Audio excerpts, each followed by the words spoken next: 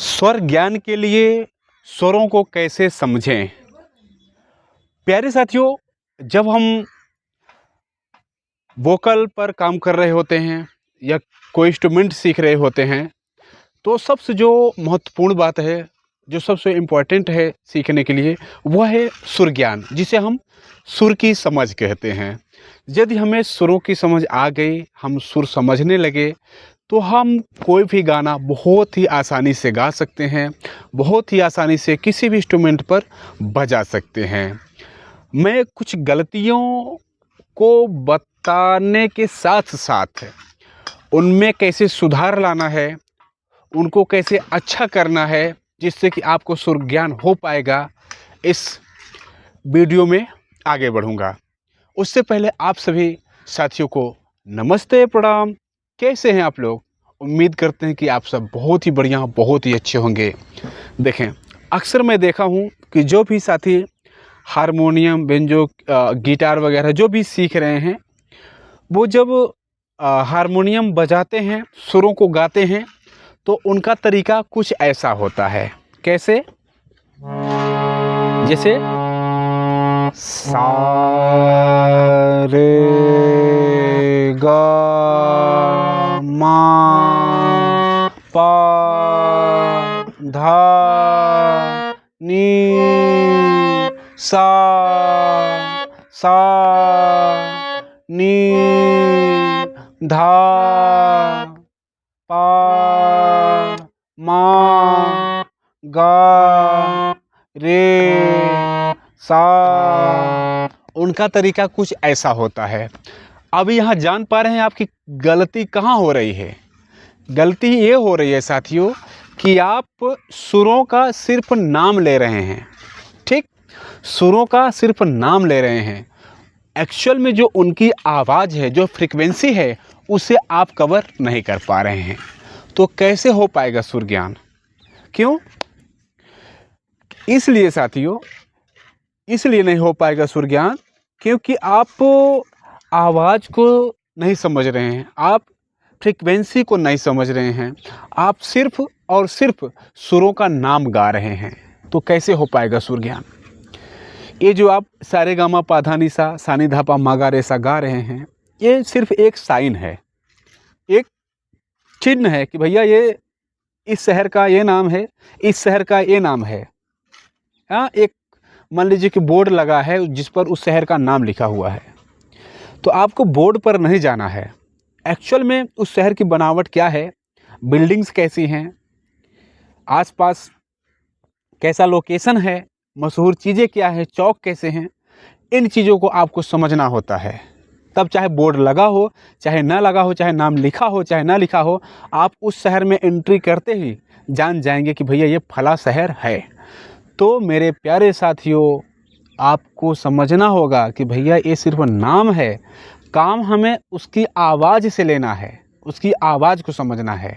देखें, आवाज़ को कैसे समझेंगे? देखें, मैं समझाने की कोशिश करता हूँ कि जैसे आप इसको बजाएं, पहले नोट को, जिसे आप सा मानते हैं। हाँ, देखें, सा,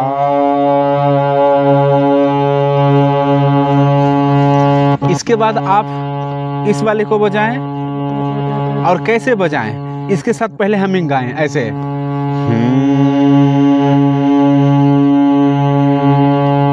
फिर इसको सुने, आप दोनों की हमिंग करके देखें और अपनी आवाज़ को पढ़ने की कोशिश करें, अपने गले को पढ़ें कि जितना बल आप यहाँ लगा रहे थे, क्या उतना ही बल यहाँ भी लगाना पड़ रहा है। समझने की कोशिश करें। देखें,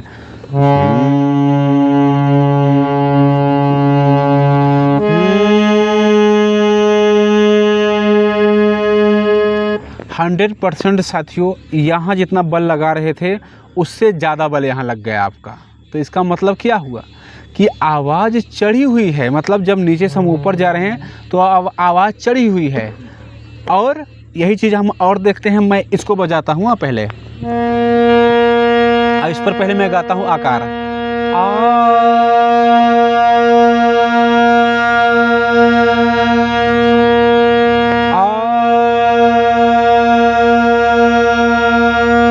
इसके बाद इसको मैं बजाता हूँ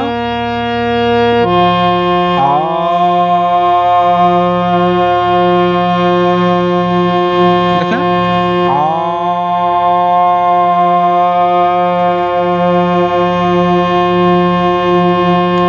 अब क्या करना है साथियों कि इन दोनों सुरों की हमिंग करें आप। कैसे? पहले इस पर गाएं हमिंग,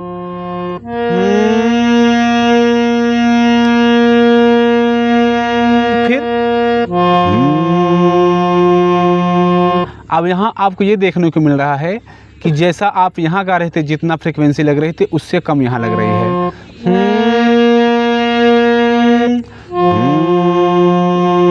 कंफर्म है ना? एकदम क्लियर ना?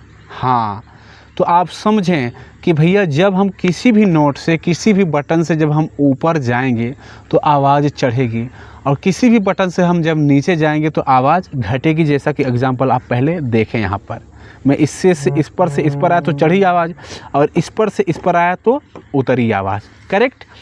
इसी प्रकार साथियों किसी भी बटन से चाहे जस्ट बगल वाला ही ऊपर वाला नोट लेंगे आप तो उसकी आवाज़, उसकी फ्रीक्वेंसी चढ़ जाएगी, और जस्ट उसके नीचे वाला जब लेंगे तो फ्रीक्वेंसी उसकी उससे घट जाएगी। ये आपके दिमाग में रहना चाहिए, ठीक? तब आप ऐसे नहीं गाएंगे। कैसे? सा रे गा मा पा धा नी सा नी धा पा मा गा रे सा। ऐसा तब आप नहीं गाएंगे, बल्कि आप समझने की कोशिश करेंगे कि भैया अगर ये सा है तो रे कैसे बोलेगा? सा रे, है ना? आवाज़ चढ़ जाएगी। देखिए अब कितना चढ़ेगी, यह आपको रियाज करते करते पक्का करेगा, मतलब पता चलेगा और पक्का हो जाएगा। करेक्ट? तो आपको ऐसे प्रैक्टिस करनी है, आवाज़ को समझने की कोशिश करनी है। सुर के नाम पर ना जाइए। सुर का नाम गाएंगे तो आप, मैं किसी भी सुर पर देखिए मैं सारा चीज़ गा सकता हूँ। देखें, सा रे गा मा पा धा नी सा। उसी प्रकार से इस पर भी मैं गा सकता हूँ, सा रे गा मा पा धा नी सा। उसी प्रकार से इस पर भी मैं गा सकता हूँ, इस पर गा सकता हूँ, इस पर गा सकता हूँ। देखें, सा रे गा मा पा धा नी सा। हो पा रहा है ना? तो आप किसी भी सुर पर सारा सुर गा सकते हैं, लेकिन वो एक्चुअल में सही नहीं है। आपको ये समझना है कि अगर किसी बटन को आप सा मान रहे हैं तो रे की आवाज़ कितना चढ़ रही है उसको आपको समझना है, और चढ़ा कर गाना है। गा कितना चढ़ रहा है, माँ कितना चढ़ रहा है, आपको चढ़ाने की कोशिश करनी है, चढ़ा कर गाना है। तब जाकर आप सुरों को समझ पाएंगे और आपको हो पाएगा सही सही सुर ज्ञान। समझ पा रहे हैं? तब हो पाएगा आपको सही सही सुर ज्ञान। अभी क्या है कि ज़्यादा तक साथी इसी प्रकार से रियाज करने की कोशिश करते हैं, और एक गलती जो सबसे बड़ी करते हैं, क्या, जिसकी वजह से बहुत ज़्यादा आपके साथ प्रॉब्लम बनी रहती है। क्या प्रॉब्लम बनी रहती है? प्रॉब्लम ये बनी रहती है भैया कि आप रियाज जब करते हैं हारमोनियम पर, तो हारमोनियम के बोलने से पहले आप ही बोलने लगते हैं।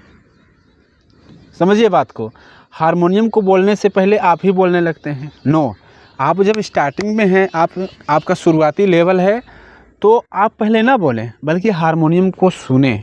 हारमोनियम क्या गा रहा है, कितनी आवाज़ चढ़ा रहा है, उसे आप फॉलो करें, उसे आप समझें, तब आप जाकर ना सुर को समझ पाएंगे।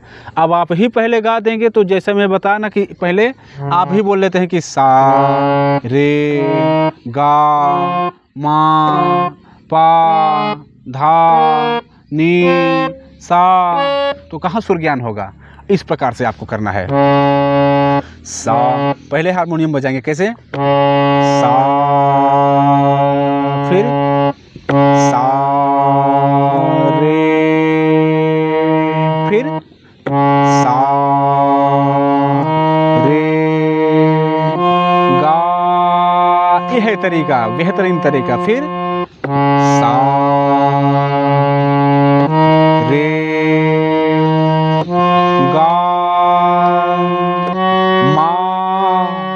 देख पा रहे हैं कितना बढ़िया लग रहा है। आगे बढ़ें। सा